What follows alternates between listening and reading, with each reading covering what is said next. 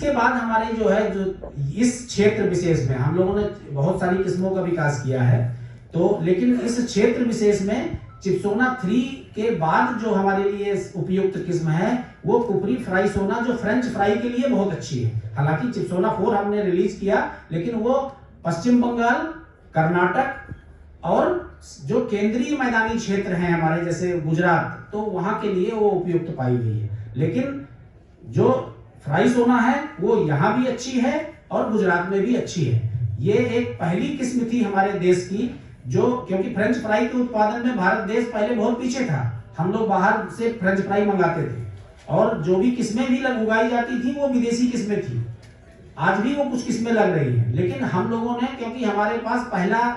जो उद्देश्य था कि हम लोग जो हमारे राशन के आलू है उसकी उपलब्धता हम अपने उपभोक्ताओं तक पहले पूर्ण रूप से पहुंचाएं। जब हमने उसमें पूर्ण रूप से हमारी मतलब जो भी जरूरत थी वो पूर्ति होने के बाद फिर हम लोगों ने प्रसंस्करण के क्षेत्र में आए। तो ये किस्में जो आपकी फ्रेंच फ्राई की आई फ्राइसोना, आज पूरे देश में जितनी फ्रेंच फ्राई बनती है तो 20 से 25% फ्रेंच फ्राई अकेले फ्राइसोना से बनती है। तो आपको और मैं बताना चाहूंगा कि क्योंकि प्रसंस्करण जो क्षेत्र है वो बहुत ही बढ़ता हुआ क्षेत्र है, तो सभी किसान भाई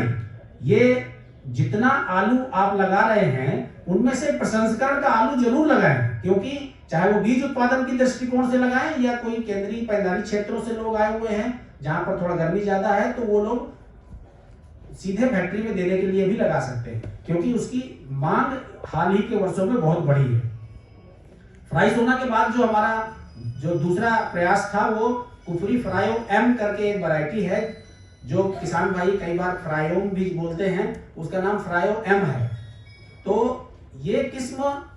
फ्राइसोना के बाद लंबे कंद रखने वाली और सफेद गूदे की एक ऐसी किस्म है जो पूरे 9 महीने अगर आप इसको कोल्ड स्टोर में रखते हैं उसके बाद भी इसके फ्रेंच फ्राई बन सकते हैं। लेकिन वो कोल्ड स्टोर का तापमान 4 डिग्री वाला नहीं होगा, वो 10 से 12 डिग्री सेल्सियस पे और CIPC के दौरान ही उसका भंडारण किया जा सकता है और उस पर फिर वो समय समय पर आप निकाल के उसकी फ्रेंच फ्राई बना सकते हैं। तो ये किस्में जो खासकर जो बड़ी